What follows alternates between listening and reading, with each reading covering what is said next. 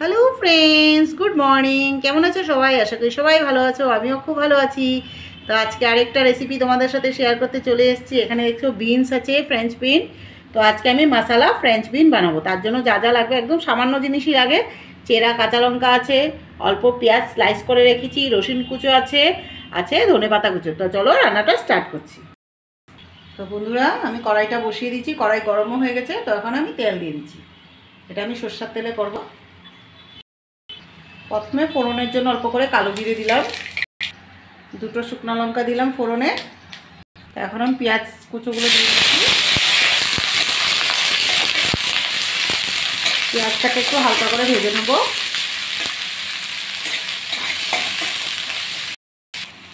রসুন কুচোটা দিয়ে দিলাম। এখন পেঁয়াজ আর রসুনটাকে ভালো করে ভেজে নেব। এই রান্নাটা খুবই ভালো লাগে বন্ধুরা। বিনস এমনিও খুবই ভালো শরীরের জন্য। গ্রিন ভেজিটেবল বাচ্চাদের জন্য তো ভীষণই ভালো। বাচ্চারা তো সবজি খেতে চায় না, এইভাবে একটু টেস্টি করে বানিয়ে দিলে অবশ্যই বাচ্চারা খেতে চাইবে। তো আমার ঘরে তো সেগুলো খুবই ভালোবাসে বিন, আমিও খুব ভালোবাসি বিন। তো তাই তোমাদের সাথে শেয়ার করছি, খুবই ভালো লাগে এভাবে করলে। তো আমার পেঁয়াজটা ভাজা ভাজা হয়ে গেছে, বেশি ভাজবো না। তো এখন আমি বিনসটা দিয়ে দিব। নুন দিয়ে দিলাম সামান্য পরিমাণে। এখন ভালো করে মিক্স করে নেব। বিনসগুলো দেখো কি সুন্দর লাগছে। আর আমি একটু বড় বড় করেই কেটেছি, ভালোই লাগে। এটা গরম ভাতের সাথে, রুটির সাথেও ভালো যায়। তোমরা এইভাবে বানিয়ে খেও। এখানে আরও মশলা পড়বে, টেস্টটা দ্বিগুণ বেড়ে যায়। হাফ চামচ হলুদ গুঁড়ো দিয়ে দিলাম, অল্প করে জিরের গুঁড়ো দিয়ে দিলাম, অল্প করে কাশ্মীরি লঙ্কা দিয়ে দিব। টেস্টের জন্য একটু ম্যাগি মশলা দিয়েছি, টেস্টটা দ্বিগুণ বেড়ে যায়, খুবই ভালো লাগে ম্যাগি মশলাটা দিলে। অল্প করে টমেটো সস দিব, যেহেতু মশলা বলছি খুব সুন্দর লাগে। টমেটো, গোটা টমেটো দেবো না, স্লাইস করা টমেটো সসই ভালো লাগবে এটাতে। এখন আমি এগুলোকে ভালো করে একসাথে মিক্স করে নেব বন্ধুরা।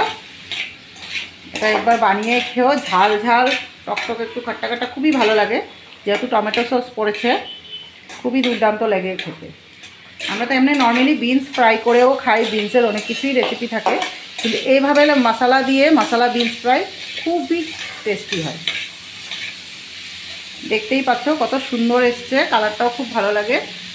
খুবই চটপটা একটা রেসিপি, আর তাড়াতাড়ি হয়ে যায়, এমন মানে কিছু খাটনির কিছু নেই। ঝটপট একটা রেসিপি, যখন ভালো লাগে না রান্না করতে অনেক সময়, ঝটপট করার জন্য এই রেসিপিটা করতে পারো। তাড়াতাড়ি হয়ে যাবে, খেতেও দুর্দান্ত লাগবে, সবাই হাত চেটে ফুটেই খাবে আশা করি, খুবই টেস্টি হয়। এখন উপর থেকে চেরা কাঁচা লঙ্কা কয়টা দিয়ে দিলাম।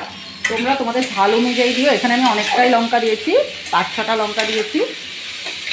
এখন এটাকে আমি 5 মিনিটের মতো ঢাকা দিয়ে রাখবো, যাতে বিনসগুলো ভালো করে সিদ্ধ হয়ে যায়। বেশি ফুল স্টিমে করতে হবে না, ফুল স্টিমে করলে বিনসগুলো একটু শুকে যাবে। তার জন্য আমি একটু কম আছে এটাকে ধৈর্য সহকারে করবো। এখন আমি ঢাকা দিয়ে দিচ্ছি 5 মিনিটের জন্য। এটা কম আঁচেই করতে হবে। তো বন্ধুরা, আমার 5 মিনিট হয়ে গেছে। তো আমি ঢাকনা খুলে দিচ্ছি। ও দুর্দান্ত গন্ধ বেরিয়েছে একটা, দেখতেই পাচ্ছ কত সুন্দর হয়েছে। এখন আমি ধনে পাতা কুচো দিয়ে দিব। এটা খুবই ভালো লাগে বন্ধুরা। যারা বিনস খায় না, বাচ্চারা বা অনেকেই খেতে ভালো পায় না, তারাও খাবে এইভাবে বানালে।